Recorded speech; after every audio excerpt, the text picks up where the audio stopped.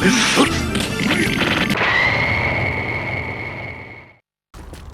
this over with!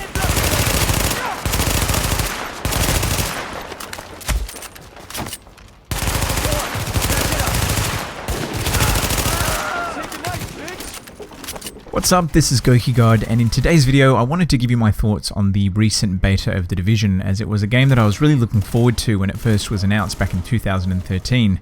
Now this was the second beta run for The Division, but unlike the first one it was open, so pretty much anyone could get involved.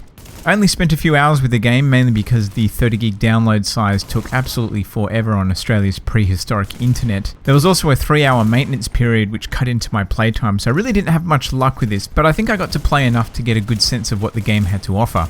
Now obviously The Division is a huge game, being an action RPG/MMO, so even though it was only a beta there was still a decent amount of stuff to do. As a result I didn't spend much time upgrading weapons, skills or abilities all that much, but from what I did see it looks like there's a lot of room to create unique characters and loadouts. When you first booted up the beta there was a short tutorial presented by one of the devs to get you started, which I thought was a really nice way to introduce the game, because in most of the betas that I've played this is usually presented in a couple of text boxes with really hard to read and tiny text. After you finished the tutorial you got to create a character. My guy kind of ended up looking like an angry hipster sea-nanners. Unfortunately most of the character customization options were locked, but there is apparently a huge amount of detail that you can add, like tattoos and scars.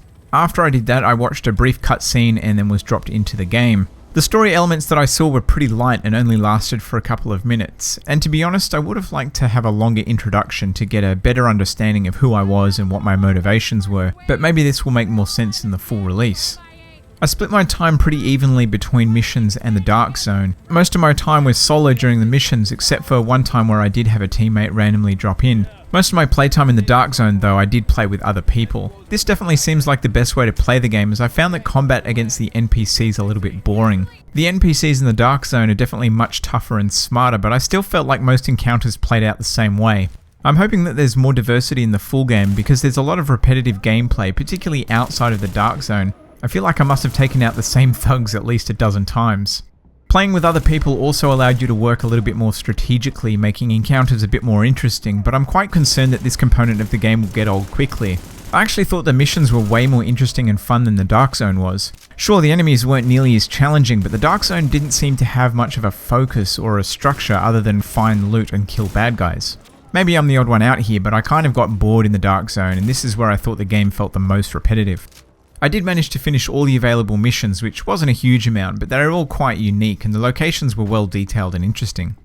Gunfights on the whole felt pretty good. I like how weapons have lots of recoil and all feel unique, and because of this there were obvious reasons to use specific weapons for different scenarios. For example, assault rifles were really good for long range encounters, while the submachine guns were way more effective up close and for things like blind firing. The number of weapons seemed pretty big as well, and there's a lot of variety from shotguns to light machine guns to SMGs to assault rifles to handguns and so on and so forth. I don't know the exact number of weapons, but it should mean that there's something to suit everybody's preferences. I didn't spend too much time modifying weapons, but adding attachments did seem to have a noticeable effect on performance, although adding a scope didn't appear to give me more magnification or the ability to aim down the sights, which was a little bit strange. Movement in general felt a little bit clunky to me, not broken, but there are a few instances, particularly indoors, where it felt a bit floaty, and making precision movements just ended up with me walking into doors. I could definitely see this being problematic when the action intensifies.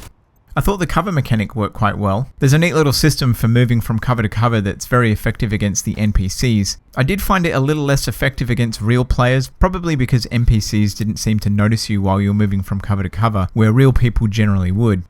There's certainly a lot that your character can do, so the controls are quite complex, and I found some of them a little bit fiddly, like I never quite got the hang of quickly tossing grenades. I always had to remember how to do it and mess it up a few times before I got it to work. From a presentation point of view, I must admit I was a little bit underwhelmed. It's certainly very cool to wander around in what I'm assuming is a pretty accurate representation of New York. I mean, the map is huge, and having been to New York, I could certainly see myself doing some virtual sightseeing. But I did see a lot of texture pop in, and this is such an immersion killer. The game certainly doesn't look anywhere near as good as those demos from E3 a few years back, but that's not to say that it's a bad looking game. I think with a bit of spit and polish it could be amazing, and this may end up happening by launch or in an update at some stage. Ultimately, I didn't think that there was really anything that The Division does that is new or particularly remarkable. It feels really similar to other open world games, and the cover-based shooting, while good, isn't very original.